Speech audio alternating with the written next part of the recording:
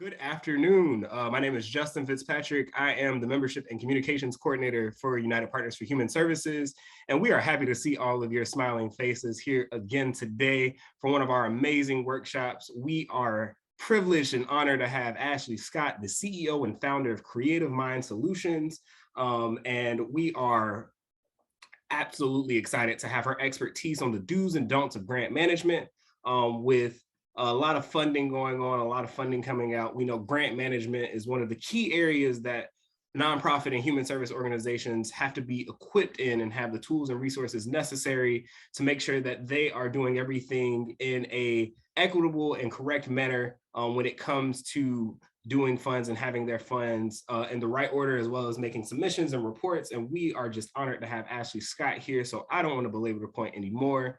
I just want to go ahead and throw it over to Ashley and she'll get us started.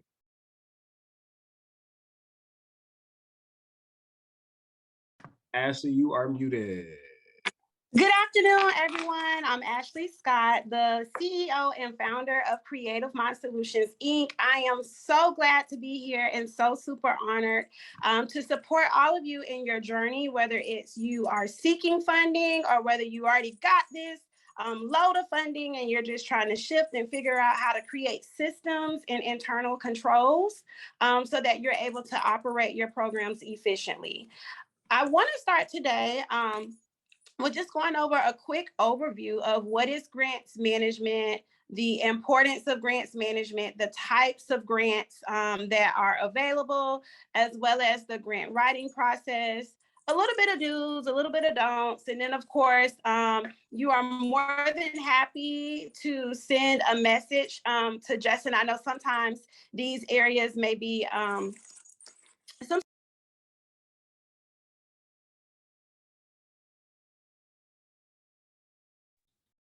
Ashley, you're muted again. I don't know what happened, but you're muted again.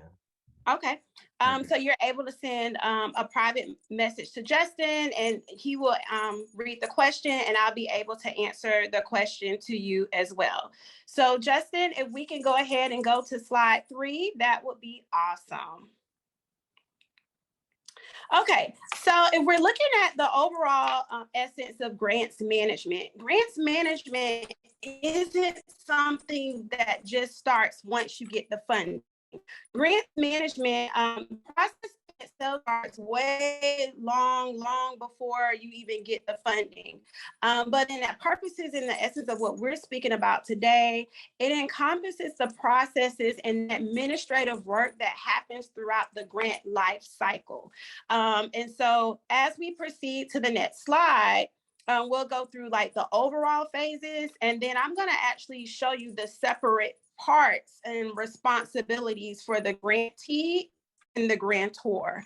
So really we have this pre-award phase, which is when we're sending out the applications and and this is from the grantor side, which is the individual that is responsible or the individual who has created this stream of funding for folks to apply for. So we have the pre-award, which in that area is just we're developing the application, we're figuring out how we're gonna select the candidates, we're selecting the committee or the board, or we're looking at the legislature, statutory and regulatory guidance to figure out which folks actually qualify and how to build the actual application system. Then we have the award phase, which is where we're looking at who's actually funded for this particular project, who's funded. The award phases is different contracts, different pieces to give you technical assistance and all of that as well. And then at the end, you have your post-award phase, which is your closeout pieces. It also deals with monitoring and compliance evaluations, really reflecting on that project and the funding that was actually provided or the funding that was awarded to your agency. We'll go to the next slide.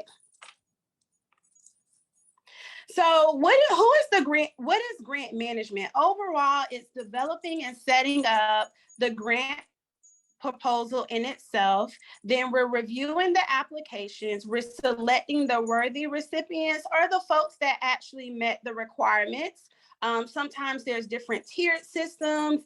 Sometimes folks fund down to a certain amount, and other entities, some grants are entitlement. But you're not able to access that money, or you're only able to access a portion of that money if your application is incomplete. And then you have some that are just outright competitive, which has a board or a committee that selects. So they're finding in that phase who is able to, who will actually get funded. We have the dispersing of grant funds that looks different for every grant. You may have some agencies that disperse, which is called in advance, and we'll talk about that a little bit later. And then you have others that may be on reimbursements and different dispersing mechanisms that are in place before they just give you those dollars. And then the last piece, again, is to collect and report data, ensure funds are put to good use, that we're being good fiscal stewards of those dollars and of those programmatic pieces of our program. And then, of course, we have a little bit of monitoring and compliance and evaluation. So I wanted to use this slide to break out not just the beginning, but that pre-award, award, and post-award. So this kind of gives you a concrete visual of what that looks like. Okay, so now we'll go to the grant life cycle. This is very, very interesting. I love this infographic because it really hits on what it is to be a grantee, and then what it is to be a grantor, and then what if you get, you know, awarded, and we're putting those two together and we're marrying those two pockets of those different stakeholders together. So I'm gonna start with the grantor, which is the blue infographic, and it kind of goes over we articulate our mission, we're creating the funding details, we're building the application. We make the market call, which is where we're reaching out to agency or putting the application out or advertising to let folks know that you're able to submit. Sometimes those are called requests of proposals or requests of an application or RFA or RFP. And then we review those applications as well and select the best grants. We support the grantees, which is a big portion that most folks, you know, when you get grants, sometimes we get confused. We call for help, or if we call, would that initiate a risk factor and I'm coming out to get audited? But in a lot of cases, the grantor loves for you to call them, and we'll talk about that more as well, because when you're calling them, then we're able to set up internal controls and procedures so that we don't get to anything that will require us to be at risk. From there, we would collect and report data. And then as a grantor, you have to self-reflect as well on your process, what we could have done a little bit differently, how we could have better impacted our community, how could we have selected more recipients, or maybe the funding is not really you know, this doesn't really work for this pocket of populations. And so they have their own process on the back end.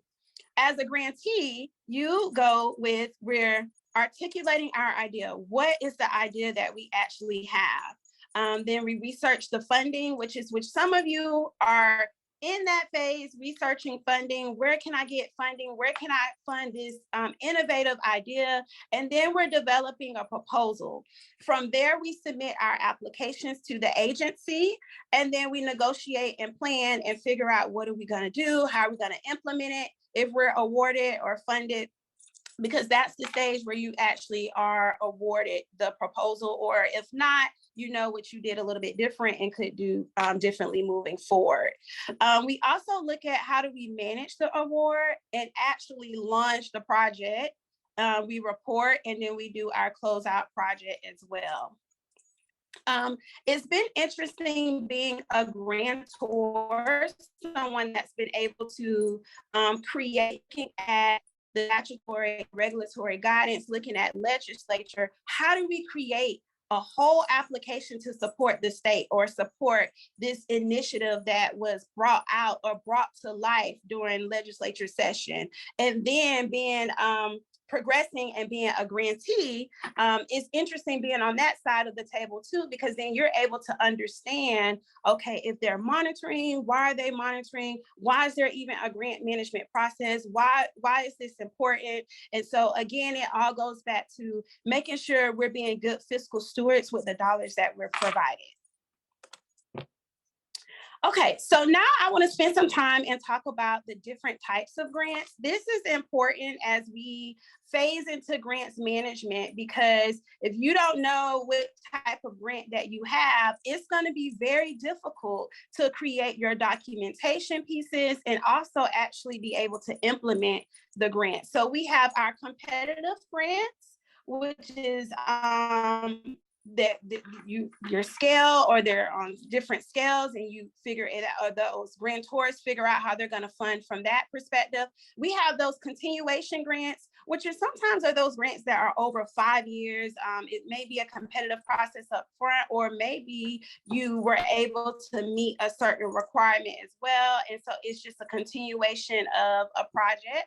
We have our pass-through grants, which are sometimes larger entities are the hubs of those dollars. Larger entities are the hubs of those dollars, but they're responsible for being the fiscal agent and passing those. It's kind of like they're a flow through, like a bank account, but they still have to be responsible for the compliance pieces and making sure reporting and things like that get funded. I know you're like, who would want to do that? But that is a very much needed program, especially our agencies. They are very needed because some agencies don't have the staff capacity to house all of that. And so you have this initiative that was funded, but we still have to get the money down to the constituents and to the community.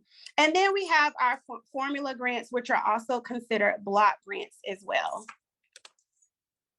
Let's spend some time talking about the different payment methods, because this is important when we look at the overall essence of grant management as well. We have the advance funds request, which is when a portion of those funds, you can request a portion of those funds up front. And in some cases, some grantors are generous enough to give you the entire lump sum up front. However, you're responsible for meeting different programmatic targets or goals or compliance or monitoring things that you have to do midway in different points. And then at the end, with those advance funds, should you not spend dollars, you have to write a check back, and those funds go back into that agency. There's also cost reimbursement, which is very, very, very, very, very popular. Those are where receipts, and you would need to maintain your receipts and proof of payments. And those are the ones where you kind of have to have a little bit of money at first in your account before you can even implement the program, because you're going to be able to request, like you have to submit your reimbursements at the end, and then they will give you the reimbursement within a certain period of time. It's usually 3 weeks to a month before you're able to ascertain those dollars or get a refund. So you would probably need some money up front to implement that as well. And then you have your fixed price reimbursement, which is every month you're going to get the same amount no matter what. But even with fixed price reimbursement, you must make sure that you're spending that much or more, or that much or more somewhere during those 12-month period. Otherwise, you may be, or you will be responsible for writing a check back to those agencies at the end of the year. So fixed price reimbursement, definitely something, if you know you're going to meet your targets, or let's just say you have to spend $40,000 each month. If you know you're going to spend $50,000 or $40,000 each month, then you're going to want to do fixed price reimbursement. But if you fall below 40, or that target amount, that might not be the best option for your agency. It's helpful because you get the money and it's a lump sum, but it's not helpful at the end because you're still going to have to pay that portion back as well. So let's talk about grant funders. That's a part of the process as well. We have our federal, state, local. We can get foundation level grants, which are your different banks and things like that, or different agencies that have foundations. And then we have our private funders, which are like our family grants. Sometimes they're in remembrance of a family member that passed away. We have our independent grants, and then we also have our corporate/business grants as well. These are all great places to look for grants, but again, you want to make sure that you have the capacity to actually implement what you're writing. I will share this: when you get to your foundations or even your private funders, the compliance area is a little bit different. They may ask you to submit something that may not be as rigorous as your reports to your federal, state, and local dollars. So that's just something that I wanted to highlight as well. So we have critical policies and procedures. Of course, we have our OMB circulars, which is our federal, basically our federal guidelines for how we implement grants. That is really used at the federal level as well. In some cases, the state level. We have our statutory and regulatory guidance. Typically, depending on which state you're in, I know we have folks from other states on. So sometimes, depending on what agency you're in, it's gonna go with the almost like the statutory or regular guidance that's the most stringent. So if the OMB circulars are most stringent, you're probably gonna have to follow those. But if your state and your local laws are a little bit more stringent, it's probably gonna follow that as well. Overall, though, you're going to make sure that you're following your OMB circulars. There was an update in 2021, and that was in response of the pandemic. So there are some updates to those to just make sure, and I believe that one was on the supplement. So those were the supplementals. Then we have our grant assurances, grant compliance, and work papers. And we're going to come back to those too, because we get funded, but how do we know which policies and procedures that we should be following? And so it goes back to this slide here. This is where you start with making sure that you're creating internal controls for the management of your grant funding and the management of your programs. Some common grant management names or terms that we use. I'm not going to go through all of them, but I will go through a few of them. We have allowable costs, which that is so important, because if you're writing a proposal, you should be going through the actual application, which will give you guidance on things that are not allowable. And in those instances, you wouldn't want to write those things in your grant, because you wouldn't get funded in your grant. So making sure you're looking at the application to determine what is allowable cost and what's not. Your assurances, most time you're not able to even get the funding without signing the assurances, which is a document that just states that you're not going to do certain things, or that you are going to fulfill certain duties as it relates to those dollars as well. We have deadlines. Deadlines are always common with grants. The deadline starts when you submit your grant, and in some cases it starts before. You may have to submit a letter of intent for your grant. We have time and effort certifications, which that is in the OMB circulars. That is a requirement for grant funding as well, and we can talk about that later in the presentation too.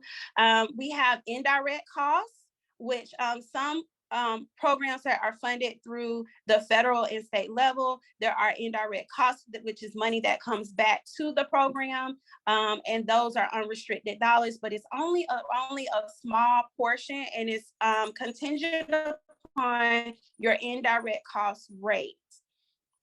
And then, of course, we have the OMB circulars, which is the same guidance that I was speaking of earlier. And then we have a big word, which is supplanting. And many of the questions that I receive is in regards to making sure we're not supplanting. And a good rule of thumb for supplanting is just thinking, in the absence of these dollars, would I have been able to purchase this item? Would this program have still been operational and functioning? If not, then you know that you really shouldn't be using those dollars on that unless your grant is specifically for that in the expansion of that agency. So, or the project that you're looking for, project focus. Please share any questions that you have, especially as it relates to supplanting. Okay, so let's talk about the dues for grant management. We have the grant management process that begins within our internal agencies. Sometimes we just get the letter of award and it's just take off.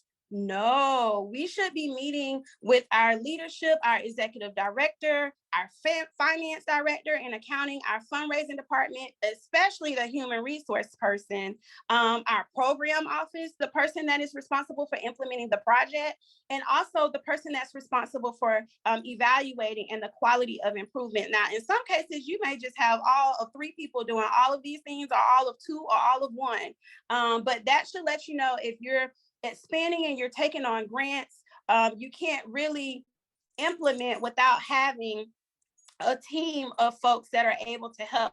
So that may be something that you're looking at as you're writing your grants, including folks of these nature to be a part of that process as well. Why should we be including these folks? Well, actually, we should include them where we're developing the grant application, because in some cases, you may realize if you're in a larger agency that if this position may be already covered through another grant source, or the human resource person can tell you if there's already a duplicate of service. And actually the program management person is really good, because they can tell you, have we already implemented this idea and it just didn't quite work in this particular community, but we might need to adjust it and go to a different space. And above all, the person that is evaluating your program, you want to have those conversations, or have your team, or maybe your board, or your volunteers a part of the development of your grant application, because they can also tell you, well, we tried this statistically in this particular year. These were the factors and barriers that impacted it. So it may give you a different perspective on, okay, maybe we should add this project on this side of town, or maybe we shouldn't do it right now. We can table it, or maybe we should select a different innovative idea as well. When you get the funding, you definitely, and you can stay there as well, Justin, you can stay on that slide, but when you get the funding as well, you definitely want to have a meeting with these folks, because your human resource person is going to, if you're putting staffing in, they're going to be responsible for hiring or making sure all the staff paperwork is done together. They're going to need to know the salaries that you wrote in the grant. Your finance person is going to need to know how this person is getting paid and making sure it comes from the right account. And then the program person will need to know what their deadlines is and the expectation as well. A rule of thumb with the executive directors, I think that when we're working with our grants, that executive director is a key part of making sure that that program is successful, but they're also a part in understanding all of these different layers, because ultimately the executive director is the one that's signing off on all of the paperwork. And should something be wrong or there are questions, they'll be asking the executive director, who has, in most cases, the signatory authority over the project application. The dues. So what do we do initially when we get the award or the full grant? We first look at first we need to request the fully approved award application. That is going to look different from what you submitted. It shouldn't look different, but it may, because during your negotiation period where you were funded, but you have to make changes to your grant, you're going to need to know the budget narrative that was updated, the written narrative, the fully executed contract agreement, the letters of support to make sure that you are still working with those folks, and any other attachments that you may have had to upload and things like that to support. Sometimes if you're having a summer program or a fall program, you may need to upload attachments of schedules and things like that with the students or the population that you're serving. And so you want to make sure you have those attachments so that if it needs to be adjusted, you're able to connect and communicate with your program manager on the grantor side. So please, please, please, when you get your funding, make sure you request a copy of the fully approved award. It'll have all signatures on it. It'll have everything that you need in its finalized state. The other thing that we need to do is ascertain the project manager's contact. This is the person who you will be reporting to during the grant process. This is the next slide, Justin. This will be the person that you report to during the grant process. It's nothing like getting funding, but not knowing who do I talk to if I have questions. And then in most cases, if you're getting a million calls, you need to know whose number you need to make sure you answer from the grantor side. So please ascertain the project manager's contact. And then in some cases, the financial contact is a different entity or a different department at that agency. And so you want to make sure you get the project manager person for programmatic questions and the financial person for any questions that you may have as it relates to the dollars. In some agencies or some funders, it may be the same person, but when you're working with your state, federal, and local dollars, they're usually two separate individuals. The program manager, you might make some changes to your grant that affects it, but that grant then has to go to a finance department for further approval. And so that will be very helpful for you there. Another due is request a copy of the grant monitoring compliance indicators. So this is how will I be monitored or how will I be audited? I try not to use audit when we're talking about grants, but it's really monitoring is the most appropriate word. But how do you actually set up your systems, your programs, your organizing your documents in case someone pops up and they need to know a list of students or a list of clients that you serve? Where is that? Or a list of applications with permission slips? Where is that? Or what days you met? Or receipts and things. So you want to look at the monitoring compliance documents and indicators and organize your files in that exact succinct order. That's important because if you are selected to be monitored or audited, no auditor wants to go through something from B, C, D, L, M, but if you put it in its correct order, that'll help them go through your items faster. And it'll also help you identify if you have something or you're missing a piece or you're not missing a piece. It helps you be able to connect those dots quicker. The other thing is request a copy of the evaluation reporting template. This by far is one of the most important pieces when you are managing your grants, because in some cases, if you have your grantor is requiring to add if the gender of the clients that you're serving, this evaluation template or report is going to tell you, okay, we have this, we need the gender, we need the age, we need these demographics or a zip code or those things like that. And you're able to build your applications and your systems for collecting your data elements. You build that on the front end before you actually go out and, solicit the clients and things like that. Otherwise, you'll be in the middle of your grant or at the end trying to figure out how to collect data that you would have been able to collect on day one. Likewise, the pre and post test assessment data, that's important as well, just so that you can show proper growth. And so you want to do your pre-test up front and your post-test at the end. We discussed this a little bit with organizing your files. It's just basically, like I shared before, it's helpful when the auditor comes or the monitor comes. And it's also helpful and less stressful for program staff. In the end, at first, it's a little bit rigorous to set up those folders and set up those items, but it makes it easier. It creates a seamless internal control process, and it also lessens the amount of findings or audit concerns that you may have.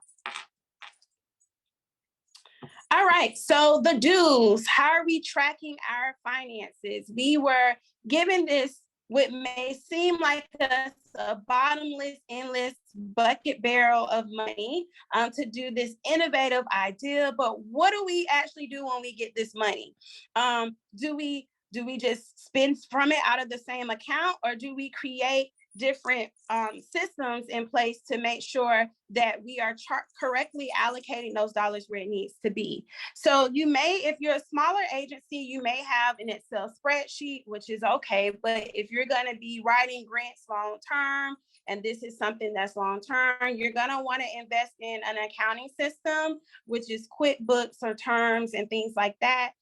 Those are really great systems in terms of categorizing your expenditures. It talks, like for QuickBooks, that will specifically talk to the bank account of your nonprofit, and it exports the information and data in together. And so you're able to actually tag items in QuickBooks to say this goes to this grant. So if there was payroll, you're able to split out the payroll, or if there was contractors, you're able to put it on or tag it to the contractors line. And so that's helpful. So if someone comes along and wants to pull a report where you are, or how have you spent your money, you're able to pull a report within 5 minutes or 10 minutes to be able to provide to that entity. And nothing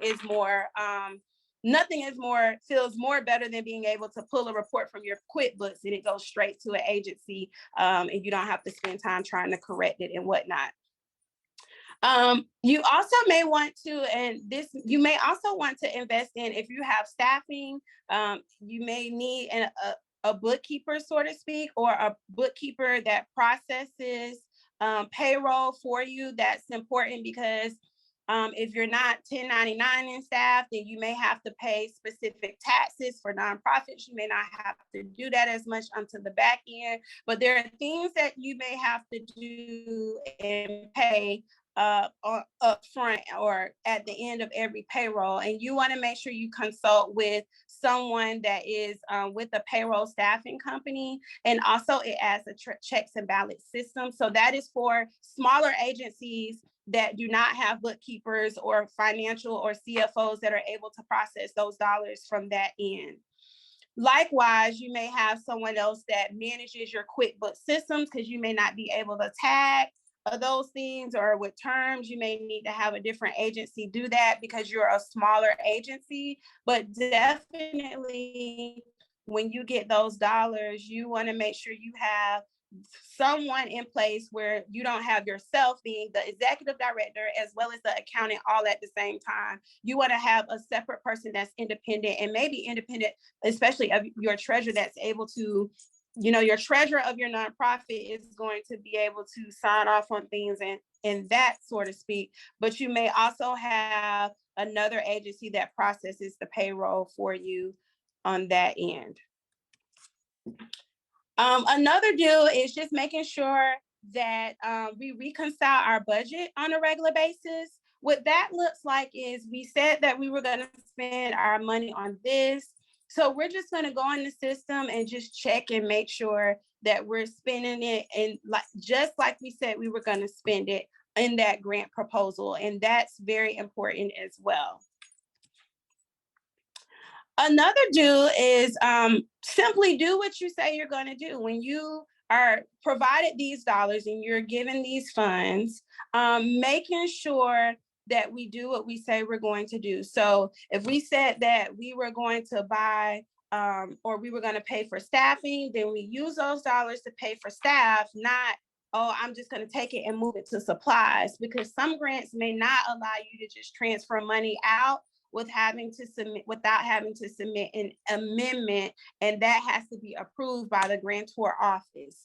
In some cases, you may have some grantors that are like, if those line items already exist, meaning that if you have already created them or requested them, then you can move money between those line items, but you just need to send me a formal email to say that. Either or, you just want to make sure that you're doing what you say you were going to do with those dollars, because you may have to come back and you may want to write for this grant or a larger entity, and you don't want to be ineligible for that just because you did expenditures. Also, if you may spend money in areas that you should not have, it's important to say that some agencies or grantors will make you pay that money back as well. If you definitely need help, request training in those fiscal areas of weakness from the grantor's office. That way you can go ahead and set up your accounting and your systems according to what their requirements are, their reporting requirements are, and then that's less that you have to do on the back end. Another do is creating a schedule of deadlines for managing your grants. And so that may be, when are we we got funded, but when are we gonna actually start? When are we gonna check our mid-year data or post-year data and things like that? And how are we gonna meet the dates to ensure that all staff stay on one accord? Do we have meetings? Are they once a month on this particular grant? Are we communicating across our agency? Or if it's just one person or two people, how are we coming together to say we have a calendar on when things are due? You may have a Zoom meeting or a check-in meeting with that grantor. You don't want to miss that, or some important information or trainings. So you always want to create a schedule for deadlines, when their reports are due, when the evaluation must be conducted, so that you're not trying to scrounge on the last day that the item is due and try to figure out how to do all your reporting and such. Grantors reporting deadlines, sometimes they're on a monthly basis, they're on a quarterly basis, or they're on an annual basis as well. So the do's. We want to report our progress. So report on our progress to our team, which is our staff. We're funded this amount for this project. This is how we're doing. So proud of our team. These are the areas that that we need to kind of work on and make improvements on. If you're a nonprofit, especially making sure you share that information with your board. It does add a level of accountability with your projects as well. Share out those goals within the proposal. This is what we said that we were going to do in the proposal. This is where we are on our proposal as well. And check our progress toward those goals as well. Sometimes you may have a goal that is so overarching. You may say, I'm going to serve 500 people. Well, you're not going to get to 500 people right away, but you may say, okay, by this quarter, I'm going to serve 250. By this quarter, I'm going to serve 250. And so you're able to kind of set benchmarks so that you're able to meet and work towards those particular goals in managing your grant. Another do that we have is double check your closeout plan. You want to make sure that that you have a plan for closeout. Sometimes that closeout plan may require you to reflect on, now that these dollars are gone, how do you sustain this project or this program? Or did this work out well? Do I have all of my programmatic reports completed? Is the accounting as well? All of that goes into our closeout plan as well. Closeout plans are also good for reporting to the board, and also reporting to the grantor agency, because it also measures the impact and the success of the program. The don'ts for grant management. We are at the don'ts.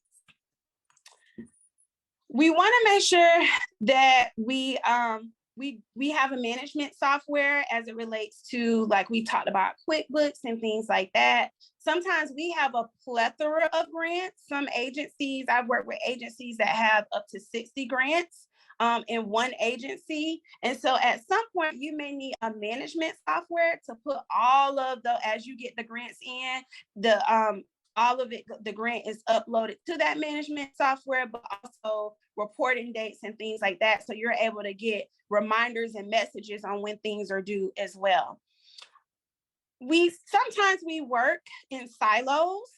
When you have grants, that's not a good thing, because you need your community, not just your community that you're serving, but your community and your team. You will need them to be a part of the process as well. So you don't really want to work in a silo, because you may spend something in your grant that you could have actually allocated towards something else, because another department or another area has already purchased that item. So make sure that you're not working in silos. And even when we're in those smaller two-man organizations or it's just a one-man, organization, it's really good to get the input of other people, because sometimes you're not able to see the whole picture because you're working in the weeds. So try not to work in silos. Try to utilize your board support. If you're in a larger agency, try to communicate. And also I encourage cross departmental communication as well, because that will reduce the barrier of the lack of communication in agencies too.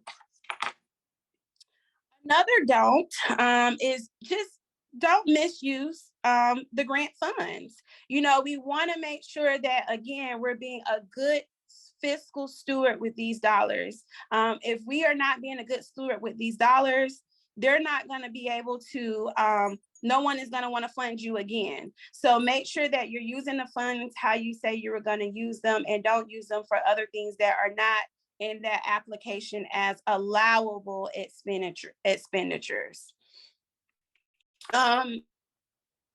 Avoiding the expenditure request process. If you don't have an expenditure request process, I would encourage you to create an expenditure request process. What that could be is a simple form that says, I'm requesting to purchase this item, and that it's approved by yourself or approved by the ED, or however you have a two-part person that's able to approve that expenditure request. Use the funds to cover future expenditures. So you don't want to get grant funds to cover something that isn't happening within that grant time period. You don't want to just say, oh, I'm at the end and I got all this money left. Let me just buy a bunch of pencils on the last day, and I can use them for the next year, even because I'm not getting the grant. A lot of times your grantors will recognize that, and they could also require you to pay those funds back because no one was able to utilize those items as well. Use the funds for unallowable costs. We talked about that as well. And above all, please do not throw away your receipts. It's a little bit easier now. If you're at Office Depot or Staples, you can have them email, you have Amazon, you have those ways, but try not to throw away your receipts, or do not throw away any receipts. And some grants requires you to keep your items for 3 to 5 years. Some are 7 too. Another don't is violating laws, regulations, and grant conditions. Those are things that are listed within your general assurances or within your contract part of your grant. Don't receive grants that you don't have the capacity for. It's super great to get a grant for $500,000 or $1 million, but if you don't have the staff to implement what you said in it, or you can't find the staff, or you don't have a way to or the funding for it to put up front for those projects, then you don't want to accept those grants, because it will put you in a situation where you might be ineligible to apply for that grant in the future.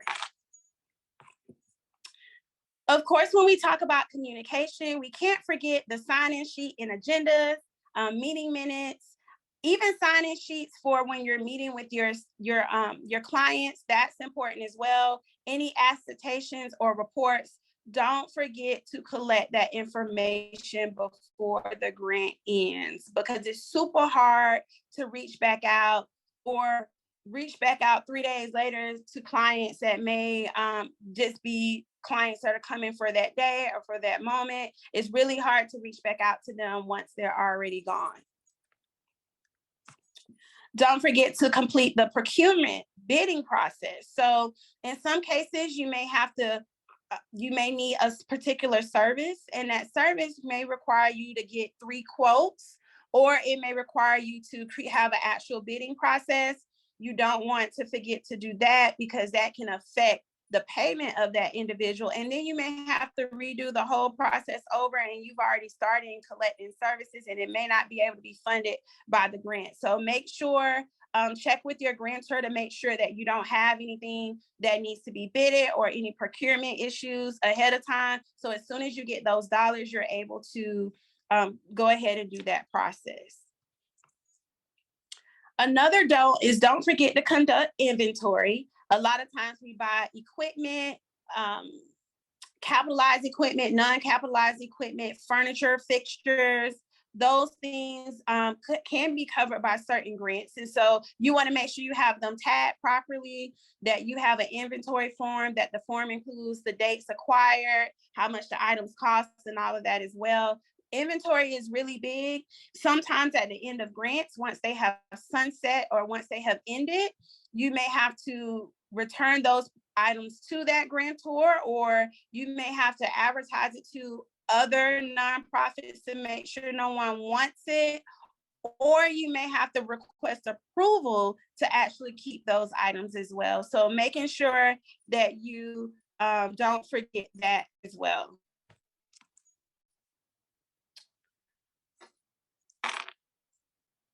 Another don't that we have is not forgetting to manage personnel reports. You may have to do reports that if someone is split funded or they're paid for out of this grant, but they're also paid out of another pot of money or general dollars or unrestricted dollars, you want to make sure that you set up your systems in the beginning, which is why you're staffing payroll company for smaller agencies, why that's important, because they're able to say, okay, this comes from this project and this comes from general, and it gives you the percentages.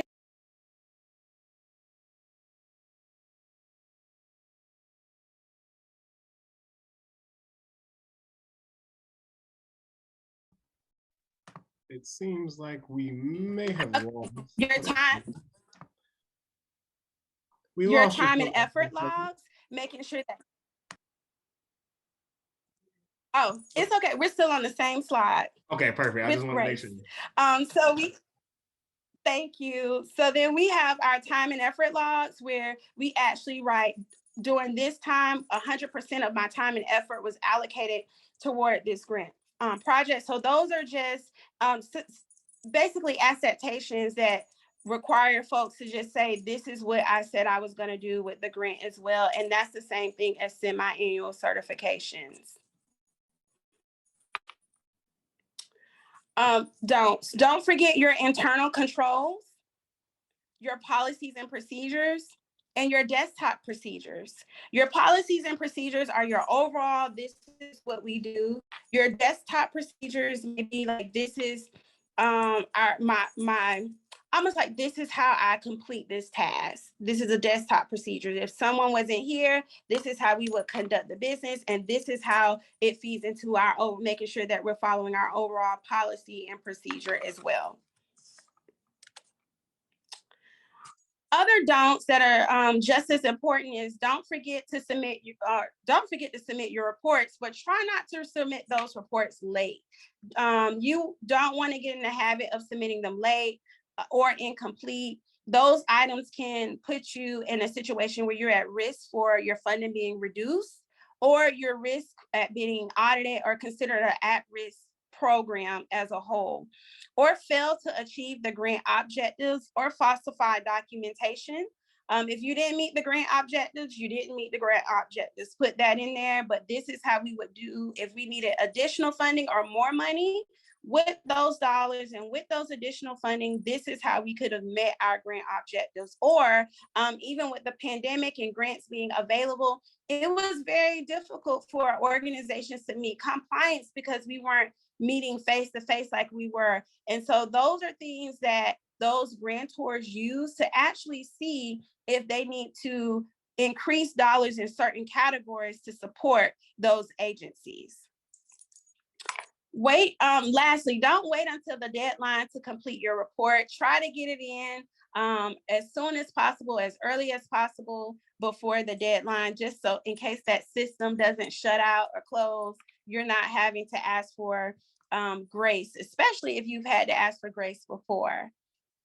Don't violate the laws, or making sure that you you're in compliance with the regulations, the grant assurances, grant conditions and terms, so that you familiarize yourself with what the assurances are and what the terms are of that grant. Sometimes it's very easy for us to get in the habit to say, oh my gosh, we want this grant and we want this funding, but then we get it and we're not able to meet the terms or conditions of those grants. And so then you have to give the dollars back when it could have went to an agency that was prepared and ready.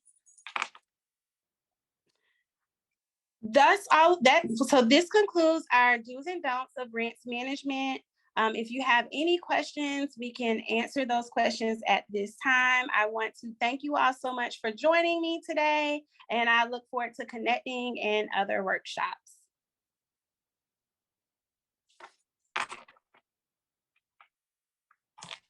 Thank you so much, Ashley, for your amazing presentation. I don't see any questions, but if any of you have questions at all, please feel free to use the chat or come off of mute and go ahead and let us know if you have one.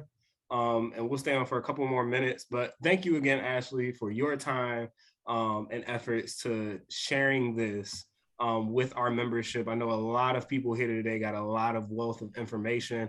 I see two questions. I have one in the chat, and then I see Mr. K putting his finger up as well. So I just want to make sure everybody gets their questions in. So the first question I see is from Denisha Sword, and she asks, will you please elaborate on supplanting? Hi, Ms. Ward. Okay, so in some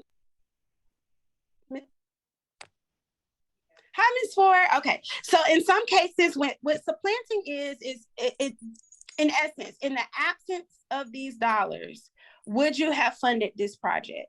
I've worked with a lot of different entities or educational entities that may buy computer software, where you are already going to purchase the computer software from the beginning.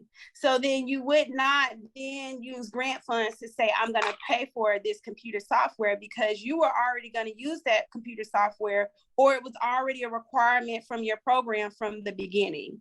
So you would not use those dollars to fund that. Now, what you might say is that you would want to use the money to buy more computer softwares or more licenses, or expand on the licenses that you already have. And that might be something that is an allowable expense or allowable expenditure. Another thing that folks think about is, once the dollars are gone, how would you still fund this project? If you were going to fund the project regardless, then of course that would be considered supplanting. But if the project may, sunset because we don't have these dollars, then that's a little bit different as well. And then above all, it's kind of like a three-pronged test. Once you're if you did these dollars, how would you have used them moving forward, basically? Or how did you pay for these items last year? So if you paid for them out of a specific account last year, then you would already know that you were able to afford those items. And so the expectation is that you would have been able to pay for them this year. All righty, Mr. K, also you may ask your question. Hey, good evening. First of all, thank you, Ms. Scott. This was very good. I just came in on the tail end of I came in on the don'ts. I didn't hear the do's, but I really would like to get some more information about you and what you're doing. And maybe one day I could set up a meeting, or maybe one day treat you to some lunch or something. I'm new with a 501c3, and I've been getting great help from UPHS. And I really wanted to be on at 2:00, but I was helping a lady that got put out of her house. But I really would like to try to get some more information from you and see where we can go from there. But the don'ts was great. I just missed out on I see it now. Thank you. I missed out on the do's. But from what I've heard, it was great. And thank you very much. I'm going to write this down. I see it on the screen now. Thank you, Mr. Cave. And you can just screenshot that information. You can reach out to me. I know I've gotten a lot of inquiries. I've worked with a lot of different agencies here locally, as well as outside of our state in our county. So if there's something that you need and you need some assistance, you can feel free to reach out to me. I was like, for any and all, I see everyone sending messages about getting a copy of this presentation. If you could just send me an email, I'll put my email in the chat as well. Just send me an email so I can share this presentation with you. Just please send me an email to make sure, because I'm not going to remember everyone in the chat that sends a message stating that they would like a copy of the presentation. But again, on behalf of UPHS, thank you, Ashley, for this amazing presentation. Thank you, everyone, for joining us.